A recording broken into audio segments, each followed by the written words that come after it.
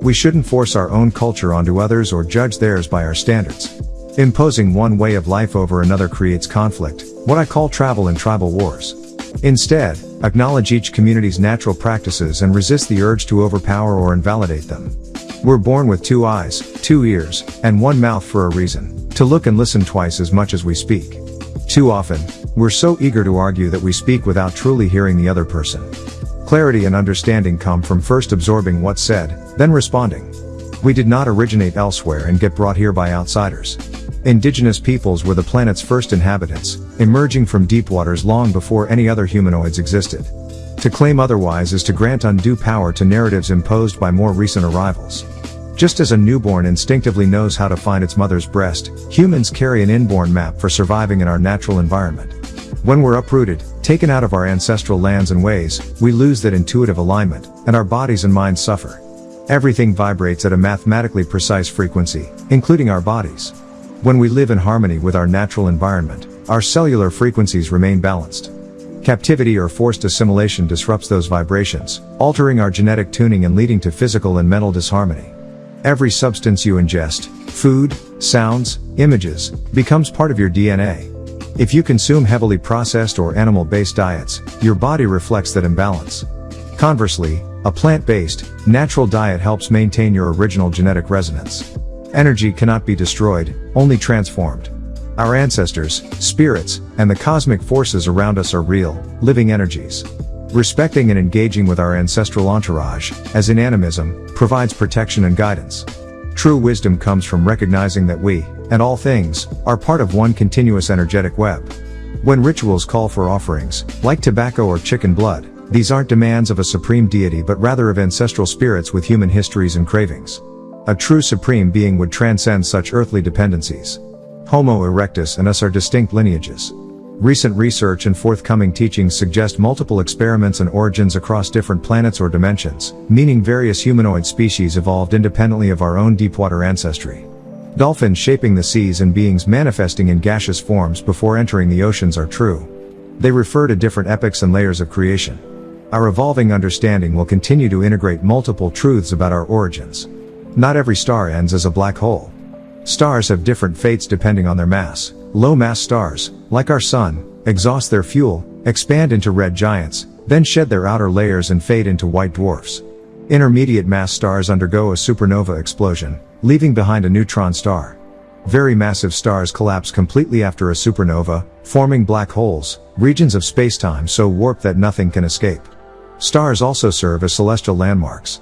Ancient observers charted their positions, constellations, to navigate and mark seasons, much like recognizing a particular mountain or rock outcrop helps you orient yourself on the ground. Imagine lighting a match. It burns brightly but quickly loses heat and goes out. Similarly, when the primordial solar fragment that became Earth formed, it was extremely hot but has been cooling ever since. The remaining internal heat drives geology, mantle convection, volcanism and tectonics, rather than turning the planet into a furnace. Any excess heat escapes through volcanic eruptions, geysers, and hydrothermal vents, much as a living organism vents excess heat to stay in balance. Earth is a dynamic, living system. When its surface environment is disrupted, say by large-scale pollution or habitat destruction, the planet responds with earthquakes, storms, floods and other disasters. Think of these events as the Earth's way of clearing out harmful conditions, much like an immune system fighting infection. Some traditions speak of a hidden inner world, a hollow Earth with its own central sun and advanced inhabitants. According to these tales, an energy bolt once hollowed out a core chamber hundreds of miles wide, creating a habitat shielded from our surface environment. Beings adapted to that realm are said to interact with surface dwellers through abductions and genetic experimentation, giving rise to myths of hybrids and secret underground laboratories. Cosmic hydrogen and dust clouds collapse under gravity, fusing hydrogen into helium in their cores. When pressure and temperature are high enough, a star ignites, our sun being one such example. Ancient Egyptian iconography, the serpent swallowing its tail around a solar disk, symbolizes this endless cycle of birth, death and rebirth, the Big Bang of a star's birth, its long life, and eventual demise leading to the next generation of stars. History shows that powerful groups have often imposed their own culture, religion or language on weaker ones, equating conquest with righteousness. But right and wrong are social constructs. Whoever wins a conflict writes the history. Empires from Persia to Rome to Britain all expanded by using superior organization and technology, not by any intrinsic moral virtue. Light is often equated with good and darkness with evil, but the reverse can be true: darkness comforts, and hellfire is bright. These symbolic oppositions were weaponized to make people reject their own nature, associating dark skin or dark spaces with inferiority and light with virtue. In reality, both light and dark are natural, complementary states. The moral value ascribed to each reflects cultural bias, not cosmic truth. If someone doesn't even want you in their restaurant, why would you choose to eat there? If they hate you, they could easily spit in your food or worse. Why expose yourself to that risk? Many of the most virulent segregationists were Christian leaders, reverends, doctors, lawyers, who marched against Dr. King and his allies, including Jews and women. They attacked peaceful protesters with dogs and hoses. So when they tell you they want equal rights, but still hate you, why should you trust them? Even today, racism hasn't disappeared, it's just gotten more polite. Some white owners openly call black players my slaves, setting up franchises as if they were plantations. They smile in your face while keeping you under their control and profiting from your labor. White supremacy created a colonial mindset in black people, too. After 400 years of being used as unpaid workers to build an empire, many still carry that slave mentality. We live in America, but we're never granted true equality. Professional sports illustrate this power dynamic. Black athletes bring the talent and excitement, but the white owners accumulate the wealth and make the decisions. They may publicly praise you, but they still view you as tools for their profit. When Donald Sterling was exposed for racist remarks, many acted shocked, as if racism had vanished. But it's not gone, it's just hidden behind PR campaigns and empty apologies. White men often claim to admire black women, but that admiration is based on the fact that black men were historically oppressed. In contrast, black women had to endure both racism and sexism. Until you've walked in those shoes, you can't compare the two. The idea of we're all one sounds nice, but it ignores the reality that many black people still face a deep cultural divide. Wanting to come together can be a form of Stockholm Syndrome, sympathizing with those who perpetuate your own oppression. Some white people fetishize black culture. They want your blood to feel cooler themselves, like vampires seeking blood for strength. They don't truly care about you, they care about what you can give them. As for parthenogenesis, the ability of a female to reproduce without a male, that was, according to certain doctrines, how the first humans were created. Women theoretically retain the biological structures to do this, but we've lost the knowledge and never developed it consciously.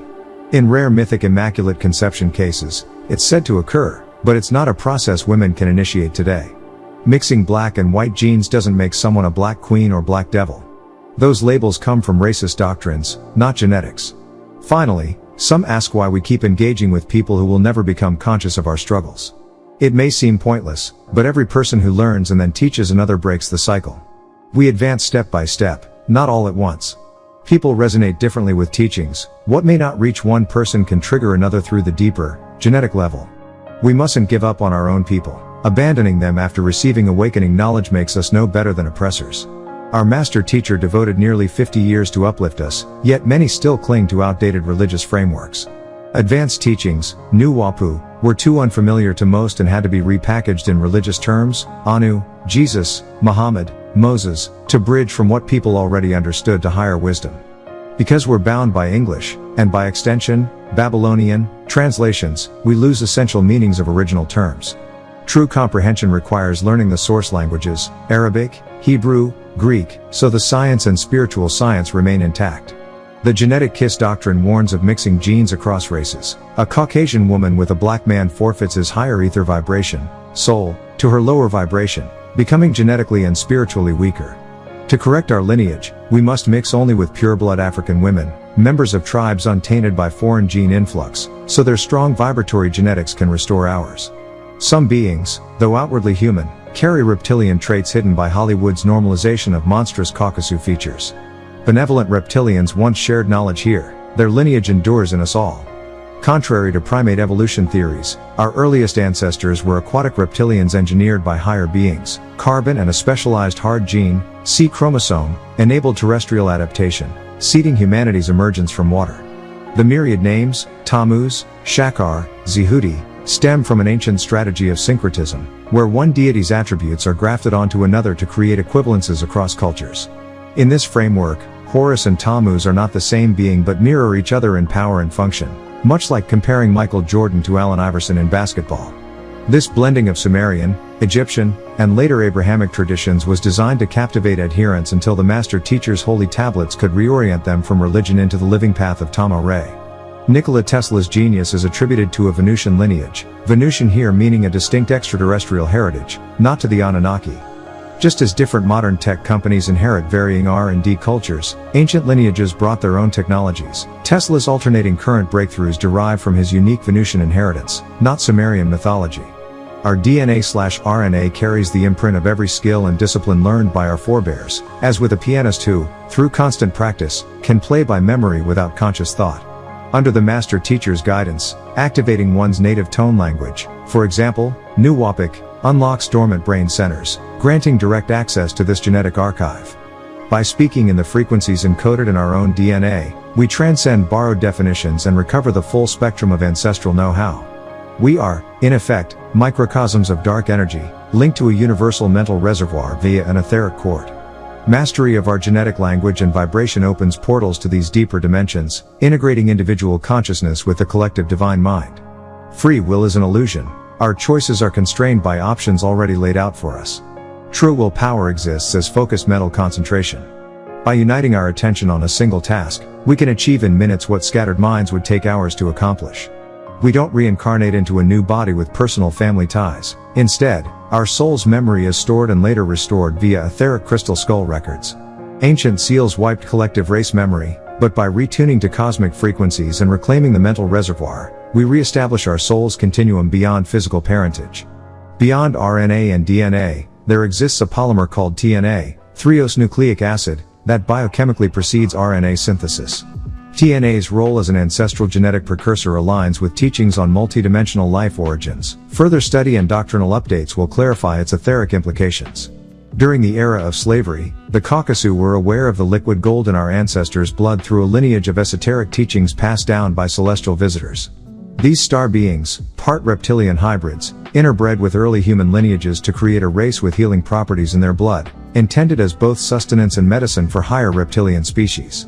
Over generations, this knowledge was encoded in ritual practices, grinding mummies for their elixirs in ancient Egypt, or, much later, through the secret abductions of Niger-Congo descended children whose stem cell-rich blood was used to cure illnesses among occult practitioners. This blood witchcraft persisted into modern times, as a warped continuation of those ancient medical rites.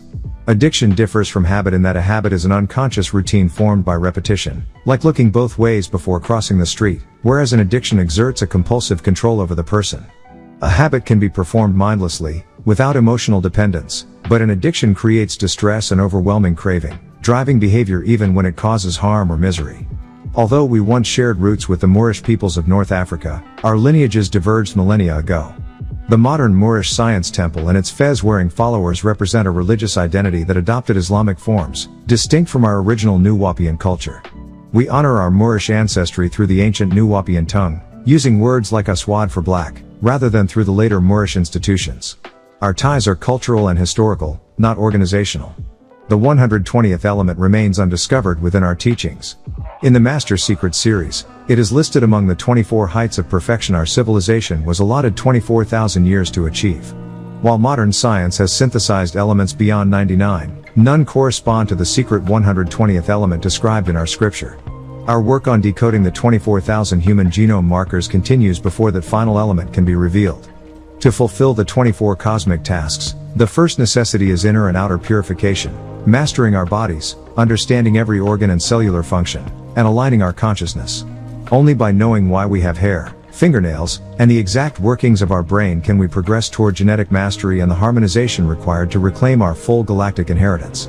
The 4 nucleotide bases of DNA, adenine, cytosine, guanine, and thymine, vibrate in harmonic resonance with Earth's frequency, especially tuned to the F tonic, which underlies the planet's natural rhythm. RNA replaces thymine with uracil to accommodate its slightly different molecular vibration in cellular processes, mirroring the subtle shift in tone needed for transient, messenger roles. Just as a name called slightly off-pitch fails to draw attention, so too must RNA's substitute base align to a distinct yet compatible vibrational frequency for biological communication. It was Tamahu that did research where they put the AG and the CT into a synthesizer. They ran DNA sequences through it and played it on a keyboard to hear how DNA would sound. The sound that appeared most frequently was the F note. So the F note is what showed up the most. That's considered the tonic. But keep in mind, all this external tech they use isn't necessary. We naturally vibrate on that frequency from within. Your DNA, your breathing, your heartbeat, your cellular activity, everything down to your atoms, vibrates at that same F note. It's part of your natural rhythm and your connection to the Earth's morphogenetic field. So when you hear people talk about NWPU being the science of sciences, what that really means is they, the mainstream scientists, wait for the master teacher, Pa-Nabab-Yanun, to reveal knowledge. Then they run with it, but without understanding the deeper keys. They don't update their books, they just make a new movie. They've been stealing knowledge, but they lack the internal connection. Their science is always outside, but true understanding starts within. That's why the hospital is called a practice. They're still guessing. They've only been around 6,000 years. Meanwhile, we as Nubians have been here for 54,000 years with real language and science. Their science is just theory, guesswork. We were given the real keys, the frequencies, the language, the beings that make up our internal processes. Science is within us. As for Jesus, don't focus on whether the biblical Jesus existed or what color he was. First ask if the God of that book existed. Because if the God hasn't been confirmed, the rest falls apart. None of those biblical gods have been confirmed. But Heru, Horus, has been confirmed, etched in stone in Tama-Re. So we look to what's real and historical, not what's uncertain. Regarding when our ancestors first came into contact with this planet, it wasn't just landing on it, it was forming it. We formed the Earth with our minds, through concentration. The Earth is not a planet, it's an aquarium, 75% water. We're aquatic sun beings, born from the sun. This planet was grown, not discovered. We came along with the original creation. And we still exist in etheric form. What you see physically is actually made up of subtle, smaller components. That's why Pa-Nabab-Yanun guides us inward, to understand the minuscule universe inside us, not just the illusions outside. Now, on the cycle scroll, Actual Fact 240, it talks about Bes, or the Besites, being known as Luciferians from the Pleiades. But it also mentions Enlil being called Baal and Gad. So are Bes and Enlil the same being? The answer is, both yes and no. See, Anunnaki isn't one race. It was a mission, an event where multiple beings from different star systems, Zetans, Reptilians, etc., were sent under Anu's command. Anu wasn't one of them, he gave the order. So these beings landed in places like Bali and started genetic programs. Our ancestors, like Neteru and Bes, were already here. Enlil was a being who betrayed his own kind by capturing beings from Africa and bringing them to Mesopotamia for experimentation. Many beings took on names like Anunnaki, but they came from different origins. That's why you might see people online calling themselves that. It's a broad label. Enki, for example, had to work with beings in Egypt to correct gene mutations from leprosy before the Adamu could be created. And Enlil's role mirrors what happened during colonization. Some of our own people were used to bring down our people. So to tie it all together, the cycles of beings, the identities of gods, and the technologies of creation are all deeply layered. What matters is tracing your lineage, knowing the truth of our creation, and rejecting outside narratives that were designed to trap our consciousness. When we say good morning, we're accepting the word good without questioning its roots, just as many accepted morning without seeing that it echoes mourning, a word tied to death. We never pause to ask why it's good to mourn, even though people associate mourning with grief. Submitting and committing go hand in hand. He who is certain about his purpose gives himself over wholly, heart, mind, and body, to that purpose. You don't join any organization without first investigating it, because involvement demands full awareness. Once you're convinced, you commit completely. Our master teacher revealed that he is infinitely more than any single role, son, brother, father, relative, friend, consort, or messenger. He teaches us to come under his guidance so he can shape and mold us, reforming us back into the perfected image we were created for. To reform is to reshape. If our original form was defined by DNA and RNA, he must enter at the genetic level to remold us from the inside out. That's why his teaching is called a genetic doctrine. Language itself has been a tool of misdirection. The spell cast on us lies in the very spelling of words. English words often carry multiple hidden meanings, purposely obscuring truth. That's why we embrace NWPU, our own language and doctrine, regardless of whether others accept it. You can't prove our master teacher isn't who he is to us. When asked which came first, the chicken or the egg, he answered neither, it was the fish. According to scripture, land emerged from water, so every land creature began in water. You, 2. Lived in water, your mother's womb, breathing through what he called your tonsils until your lungs developed.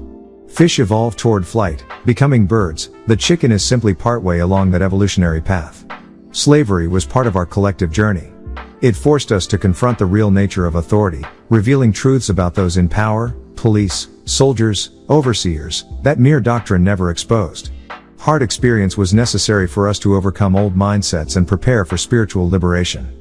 Through all these lessons, water, language, evolution, submission, and historical trials, he guides us to overcome our mortal limitations and reclaim our divine heritage. You can see now you can't trust them. Take, for example, our master teacher's explanation that Tama Ray was a decoy. Our land covers 476 acres, with only a portion developed. By now, we'd be much further along if they had left us alone, but that's another story. He told us Tama Ray was a decoy because some of you still like Caucasus. Some of you still trust him, want to live around him, eat with him, send your children to his schools, even lean on his countertop. I'm not talking about those of us who must engage with him for work, survival, but those who choose to. Back on our land, we didn't have to go outside our own community to live and work. Now we're dispersed.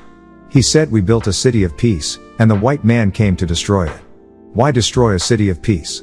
Revelation says, "Come out of her, my people, that you be not partakers of her iniquities, and receive not of her plagues."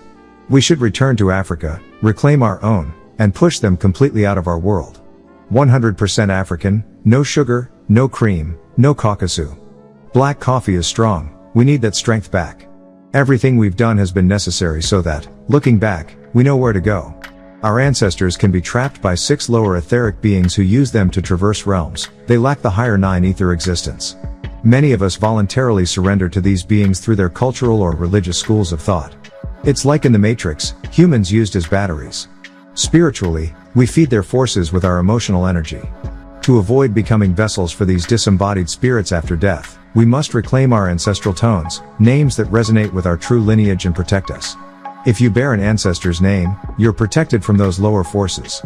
But salvation depends on how you live. Our master teacher won't be judged because he commits no sin. He practices exactly what he teaches. Judgment after death comes from attachment to the physical world. If you're still bound by desire, you'll wander as a disembodied spirit seeking fulfillment. Through Wu-Sabat, our spiritual practice, you save yourself. Living the way restores your ancestry and frees them from imprisonment. On the cycle of the worlds and the fate of Caucasus, natural nature, 9 ether beings, the Nagaru, operates through opposites, life and death, order and chaos. Unnatural nature, clones, hybrids, cannot sustain itself and dies off. There are 3 creation stages: primary, evolutionary, and gestation. Ether evolves through these stages in a cyclical rise and fall. Once a seed, like the albino seed, manifests, that species has reached its evolutionary end. Caucasus, as part of natural nature's balance of opposites, will persist as long as that cycle continues. People are afraid after centuries under Caucasus rule. They've indoctrinated us with fear. But we must stand up, unite, and reclaim our nation. Love and unity are the key.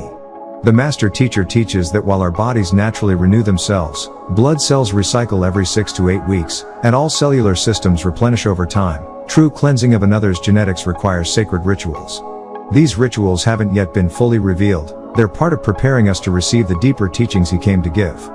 For years, he gave us what we thought we wanted: Abraham, Moses, Noah, Adam, so we'd learn to desire what he truly offers. Now, having taught us those foundational figures, he's moving us into the stage of revealing our own culture, morality, and spiritual codes. Regarding mating versus fornication in our culture, we distinguish between 2 sciences of sex: the science of passing on optimum genetics to produce healthy children, and the science of pleasure between mates. We have commandments and violations concerning sexual conduct, but we don't dictate the frequency or exact manner in which a married couple should be intimate. That's between the partners. Our doctrine teaches that lust should be reserved strictly for one's mate. Uncontrolled desire, liking every attractive person you see in public, is a violation of our moral code. Meanwhile, many foreign religious schools claim all sex must be strictly for procreation and label any pleasure as lust, but then hypocritically permit certain forms and condemn others. We reject that hypocrisy. What occurs between you and your mate is your private business, within the bounds of our commandments adjudicated by our Council of Elders. Before our master teacher's kidnapping, and the removal of our president, many of our old scrolls focused on exposing the true nature of imported religions. They taught us what we are not. Now, through our teachers' revelations, our own wound, we learn who we are, our history, language, customs, moral codes, and social systems.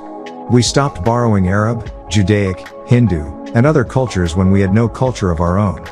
Today, we rebuild our community on our own principles as revealed by our guide, Dr. Malachi Zodok York. Atheists have pointed out logistical impossibilities in the Noah's Ark narrative, fitting every species, feeding them, surviving for over a year afloat, and even how the flood covered snow-capped mountains. In a satirical video, an angel proposes God solve it by magic, highlighting how the traditional story relies on supernatural suspension of natural law. Our doctrine, by contrast, teaches natural nature, processes that occur through balanced, observable cycles. Babies grow in a womb from seed to birth, stars form from nebulae, ecosystems thrive through equilibrium. Any myth that a divine being shaped man from dirt or woman from a rib is unnatural nature. Our teacher calls us back to understanding creation as a natural, ontological science, reflecting balance, justice, and the infinite interplay of forces. Our culture seamlessly integrates spiritual insight, mental strength, and physical well-being, without spookism. We practice do for self, a principle of group economics, buy from each other and sell to everyone else. In many communities, a dollar circulates widely before leaving. In ours, it exits almost immediately. We must reverse that flow by creating self-sustaining networks. The spell of Leviathan was cast on more than one race. In America especially, where we're so mixed, the devil exists in our blood. This is why our doctrine emphasizes genetics. Just as the body responds to chemicals or light, our genes respond to their environment. If you plant those genes in a corrupt environment, they'll develop in a harmful way, so those destructive aspects within us flourish. The goal of other races is to mold us into their own image and likeness, because proximity to us protects them. But once we separate ourselves and focus on mutual growth, living for and by each other, those harmful influences lose their power. Leviathan was created as both a physical and spiritual food source to sustain evil. In many scriptures, God commands burnt offerings because the scent demonstrates something is done. It's like barbecue. The sweet savor makes you salivate. That's the point. The deity they worship consumes the offering. Spiritually, the evil being feeds on human souls, and physically, they were bred for consumption. The doctrine reveals that what religions call God is actually a demon who demands blood offerings. There's no one-size-fits-all diet for us because our genetics vary. Generally, vegetables are better, and the doctrine teaches we shouldn't eat anything with parents, i.e., animals that reproduce. Every other creature knows what to eat, but we must learn ourselves, know our bodies and their inclinations. If ice cream gives you stomach aches, don't eat it. Study your endocrine and circulatory systems, experiment, and pay attention to how different foods affect you. Since our bodies come from the earth, Africa, we should favor foods from Africa, but the key is self-knowledge and personal experimentation. The point of animal sacrifice in scripture wasn't the killing itself but pleasing the deity. From Cain and Abel, where Abel's meat offering was accepted but Cain's plants were not, to Abraham's calf in Genesis 18, these stories highlight a bloodthirsty God who savors flesh and blood. Leviticus's graphic blood rituals read more like satanic rites than benevolent worship. The doctrine argues that the god of religion is actually a flesh-eating demon, tricking believers into offering blood, whether animal or human. Your capacity to absorb and transmit solar energy is innate but often blocked by mental and spiritual constraints, the spell of the Leviathan. Humanity's hybrid physiology, combining original human DNA with the 6-fiber hair genes of the shaggy species, serves as a natural antenna for solar radiation. These sun heat genes, chromium in modern scientific terms, integrate into the bloodstream, projecting outward through the skin and enabling the body to harvest sunlight as living energy. Removing these blocks and restoring full solar antenna function allows you to tap directly into higher vibrations of intelligence and consciousness, rather than relying solely on conventional, lower frequency thought processes. When someone passes without descendants versed in the doctrine, that branch of the bloodline ceases to transmit spiritual liberation. However, their legacy continues through collateral lines, siblings and extended family. Ultimately, you, as their genetic manifestation, carry responsibility. By embracing and living the doctrine yourself, you honor and free your ancestors, since your life embodies their lineage's culmination. Gravity on Earth is generated by its mass rather than its rotation. If the planet were to stop spinning, you would not fall off or experience a polarity reversal, you would simply float as in outer space. Earth's spin influences weight distribution, a slight equatorial bulge, but centrifugal force is negligible compared to gravitational pull. The solar plexus is the inner sun, the body's heat generator powered by oxygen combustion in the blood, akin to fusion in a nuclear reactor. It sustains your 98.6 degree Fahrenheit life temperature and drives metabolic processes. In contrast, the mind operates on a higher, mental plane where thoughts vibrate as frequencies, becoming sound, then light, and ultimately energy. The brain is the receiver for mental impulses. The solar plexus is their corporeal fuel source. An Eo, ancient Egyptian order, name signifies a deeper spiritual attribute and connects you to ancestral forces and deities. While the exact criteria for assignment remain esoteric, choosing an Egyptian name marks the reclaiming of identity from colonial nomenclature, aligning you with specific natural and cosmic elements embodied by that deity. Existence precedes physical creation. Every idea or vibration originates on a higher plane, consciousness, then flows downward into physical form. Subatomic and etheric levels generate processes, for example, the sun's fusion, before manifesting in our sensory reality. Thus, other entities in different vibration bands share the same solar origin, yet operate at frequencies beyond ordinary perception.